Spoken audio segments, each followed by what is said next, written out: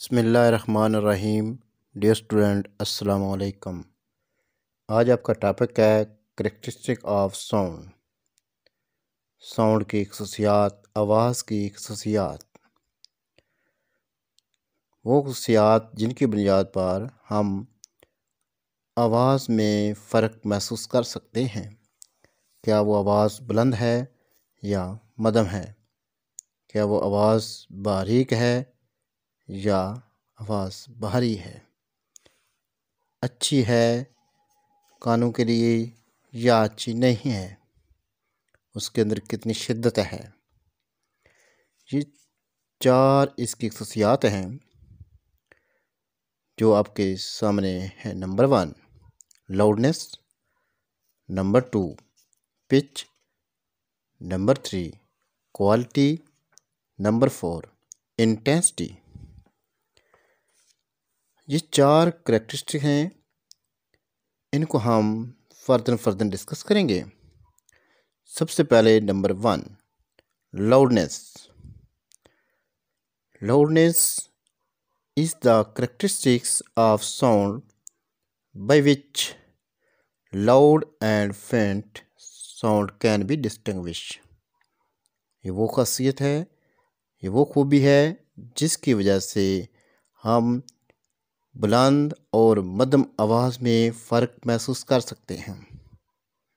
अब वो बुलंद और मध्यम आवाज़ का फ़र्क महसूस करने के लिए मज़ीद इसकी 3 करेक्टरिस्टिक स्टडी करेंगे।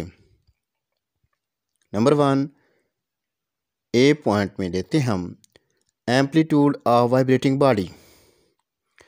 वो जिस्म जिसकी आवाज़ हम सुन रहे हैं उसका एम्पलीट्यूड कितना है। अगर उसका एम्पलीट्यूड बुलंद है, बड़ा है, तो आवाज़ लाउड होगी, साउंड लाउड पैदा होगी, भारी होगी। अगर उसका एम्पलीट्यूड छोटा है तो क्वाइट साउंड होगी, यानी कि मध्यम आवाज़ होगी। जैसे कि आपके सामने डायग्राम है, इस पहली डायग्राम ऊपर वाले में देखें, इसका एम्पलीट्यूड बड़ा है, लार्ज एम्पलीट्यूड वाली है। अब ज़्यादा एम्पलीट्यूड है तो इसकी आवाज़ भी ऊंची होगी। किसके लिहाज से? दूसरी के लिहाज से। जो नीचे है क्वाइट लिखा हुआ है, इसका एम्पलीट्यूड छोटा है। जितना एम्पलीट्यूड छोटा होगा उतनी आवाज़ मध्यम होती जाएगी, और जितना एम्पलीट्यूड बुलंद होगा उतनी आवाज़ भी बुलंद होगी। दूसरा पार्ट यानी बी, एरिया वाइब्रेटिंग बॉडी। वो जिस्म जो आवाज़ पैदा कर रहा है उस जिस्म का एरिया कितना है। अगर तो उसका एरिया ज़्यादा है तो आवाज़ भी बुलंद होगी। अगर उसका एरिया कम है तो आवाज़ मध्यम होगी। जैसा कि एक ढोल बज रहा है तो उसकी आवाज़ बहुत बुलंद होगी। किसके लिहाज से? एक छोटी ढोलकी के लिहाज से। अगर एक ही जगह पे एक ढोल और दूसरा ढोलकी बज रही है तो ढोल की आवाज़ बुलंद है, क्यों? उसका सती रकबा ज़्यादा है, और ढोलकी जिसके आवाज़ मध्यम होगी क्योंकि उसका सती रकबा जो वाइब्रेट करेगा वो कम होगा। अब तीसरा पार्ट है distance from amplitude distance from the vibrating body. जो वाइब्रेटिंग जिस्म है उसका फासला क्या होगा। याद रहे कि जो जिस्म वाइब्रेट कर रहा है उससे सुनने वाला जिस्म कितना दूर है। जितना दरमियानी फासला ज़्यादा होगा उतना आवाज़ मध्यम होगी। जितना दरमियानी फासला कम होता जाएगा आवाज़ बुलंद होती जाएगी। जैसा कि एक इंसान प्लेटफार्म पे खड़ा है, अगर ट्रेन उसकी तरफ आ रही है तो आवाज़ बुलंद होती जा रही है। अगर ट्रेन प्लेटफार्म से दूर जा रही है तो आवाज़ मध्यम होती जा रही है, क्यों? कि अब की निस्बत उसका दरमियानी फासला बढ़ता जा रहा है। जब वो प्लेटफार्म की तरफ आ रही थी दरमियानी फासला कम हो रहा था। याद रहे कि जो लाउडनेस है उसका डायरेक्ट रिलेशन इंसानी कान की सेहत से भी है। जितनी आवाज़ एक सेहतमंद कान सुनेगा, वही आवाज़ अगर एक कान की खराबी की वजह से सुनने वाला है तो उस कान की खराब होने की वजह से वो मध्यम आवाज़ से महसूस होगी। जैसा कि ये लाउडनेस का ताल्लुक तो डायरेक्ट कान की सेहत से है, जबकि नेक्स्ट जब हम पढ़ेंगे इंटेंसिटी की बात करेंगे, वहाँ पे वो इंसानी कान की सेहत पर डिपेंड नहीं करती। अब ये 3 चीज़ें हमने पढ़ी आवाज़ की लाउडनेस के लिए। वाइब्रेटिंग जिस्म का एम्पलीट्यूड, वाइब्रेटिंग जिस्म का एरिया, वाइब्रेटिंग जिस्म का फासला। Amplitude of vibrating body, area of vibrating body, distance from the vibrating body. याद रहे जो पहले दोनों हैं amplitude and loudness directly proportional, area and दूसरे वाइब्रेटिंग बॉडी या loudness directly proportional, but distance and loudness are inversely proportional. Amplitude बढ़े तो लाउडनेस बढ़ेगी, एम्पलीट्यूड कम हो लाउडनेस कम होगी, एरिया बढ़े लाउडनेस ज़्यादा होगी, एरिया कम हो लाउडनेस कम होगी, डिस्टेंस बढ़े लाउडनेस कम, डिस्टेंस कम हो लाउडनेस ज़्यादा होगी। अब नेक्स्ट है हमारे पास पिच की बात। पिच क्या है? Pitch is the characteristics of sound by which we can distinguish between a shrill and grave sound. Pitch is the characteristics of sound by which we can distinguish between a shrill and grave sound. Pitch क्या है? Pitch एक ऐसी खासियत है, ऐसी खूबी है, ऐसी खसूसियत है साउंड की जिससे किसी भी भारी और बारीक आवाज़ में फ़र्क किया जा सकता है। पिच क्या है? पिच किसी भी साउंड की फ्रीक्वेंसी पर डिपेंड करती है। जितनी ज़्यादा फ्रीक्वेंसी होगी उतनी ज़्यादा पिच होगी,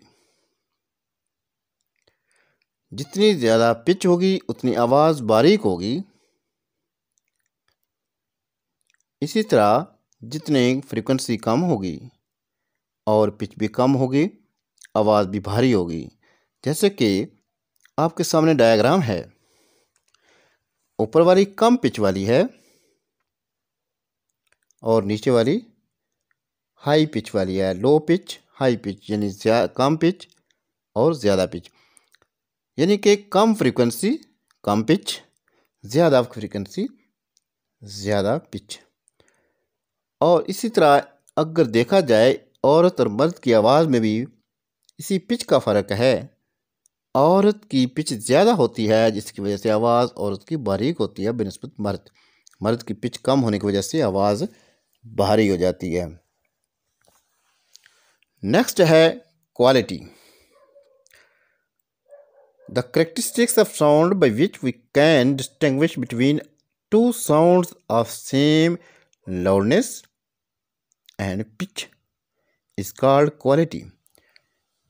The characteristics of sound by which we can distinguish between two sounds of same loudness and pitch are called quality.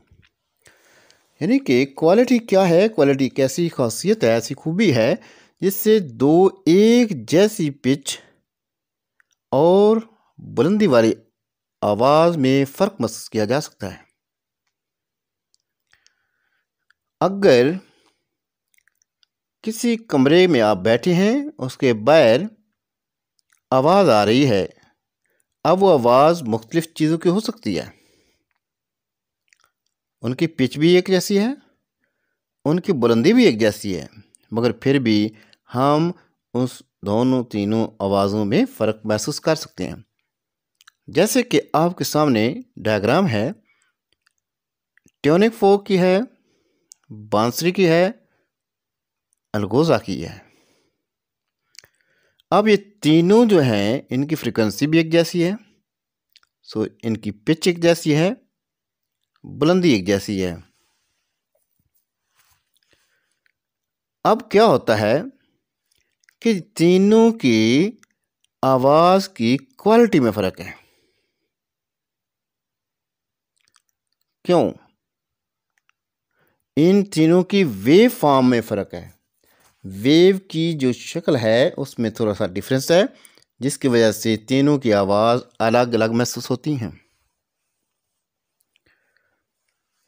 Next हमारे पास 4 नंबर है इंटेंसिटी। इंटेंसिटी क्या है? ये इसकी चौथा करैक्टर है। 4 प्रॉपर्टीज है। साउंड एनर्जी पासिंग पर second through a unit area held perpendicular to the direction of propagation of sound wave is called intensity of sound. Sound energy passing per second through a unit area held perpendicular to the direction of propagation of sound wave is called intensity of sound. Sound की सिमत के आमूदन रखे हुए unit area से फी सैकड़ मुंतकिल होने वाली energy sound की इंटेंसिटी कहलाती है। याद रहे ये इंटेंसिटी जो है इसका ताल्लुक सुनने वाले के कान से, उनके कान की जो है सेहत से कोई ताल्लुक नहीं है। क्या वो कान सुनता है या नहीं सुनता, इसका काम जस्ट एनर्जी पहुंचाना है। तो ये एक फिज़िकल प्रॉपर्टी है, ये फिज़िकल मिकदार है, इसलिए इसको हम नाप भी सकते हैं।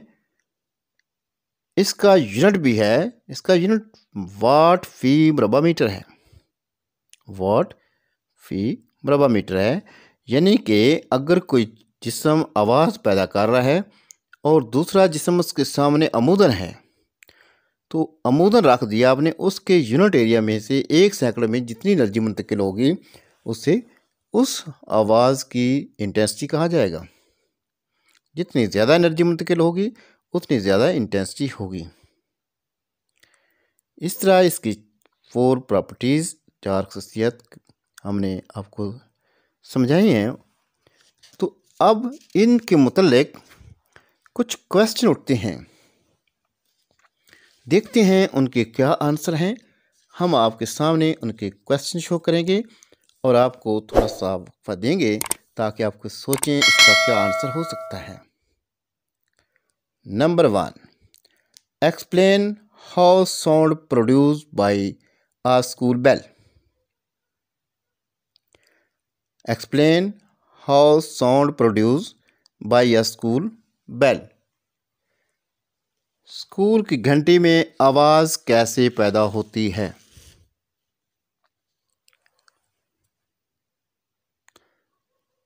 इसका आंसर है कि स्कूल की घंटी वाइब्रेशन की वजह से आवाज़ पैदा करती है। जैसे कि आप जानते हैं आवाज़ के पैदा होने के लिए किसी जिस्म का वाइब्रेट करना ज़रूरी होता है। Number 2, why are sound wave called mechanical waves. Sound wave को मैकेनिकल वेव क्यों कहा जाता है?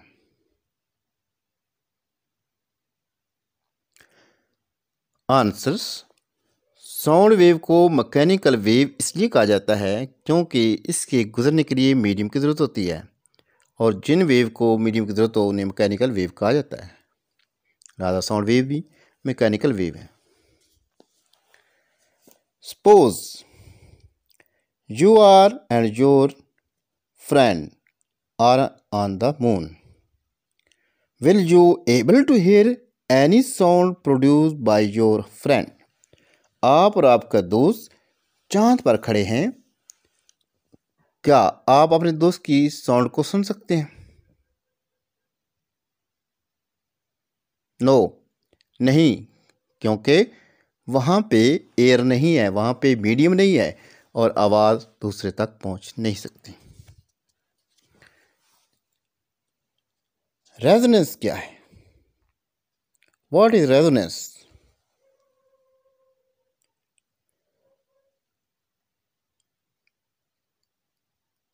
Thin wall glass Goblet can vibrate when hit by sound wave. शीशे का इंतहाई बारीक गिलास जब उस पर आवाज़ की वेव हिट करती हैं तो वो वाइब्रेट करने लग पड़ता है। ऐसे अमल को रेजोनेंस कहते हैं या वेव की गुमिक कहते हैं। नेक्स्ट क्वेश्चन हमारे पास, what is frequency of silent whistle? Silent whistle जो है उसकी फ्रीक्वेंसी क्या हो सकती है? Between 20,000 to 25,000 hertz. 20,000 से 25,000 के दरमियान, 25,000 हर्ट्ज के दरमियान इसकी फ्रीक्वेंसी होती है।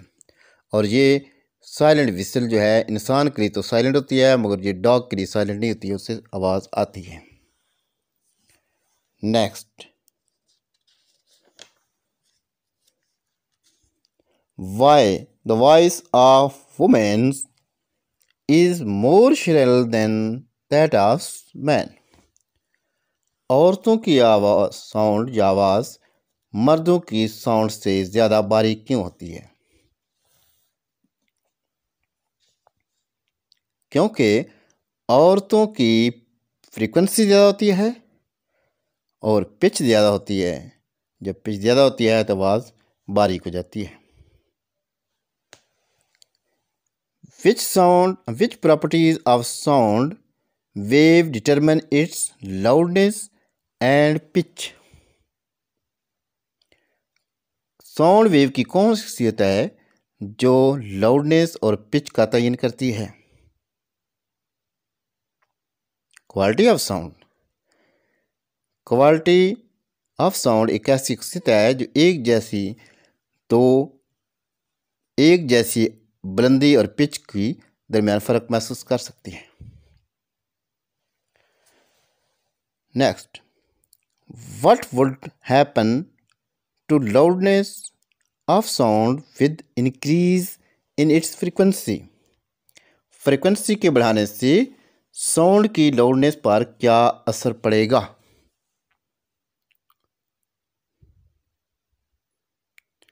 फ्रीक्वेंसी के बढ़ाने का मतलब यह है उसकी एम्पलीट्यूड कम करना। जितना एम्पलीट्यूड कम होगा उतनी लाउडनेस कम हो जाएगी। लिहाजा फ्रीक्वेंसी का बढ़ना लाउडनेस कम करना होगा, क्योंकि फ्रीक्वेंसी जब बढ़ती है तो उस जिस्म की लाउडनेस, उसकी एम्पलीट्यूड जो है वो छोटा हो जाता है।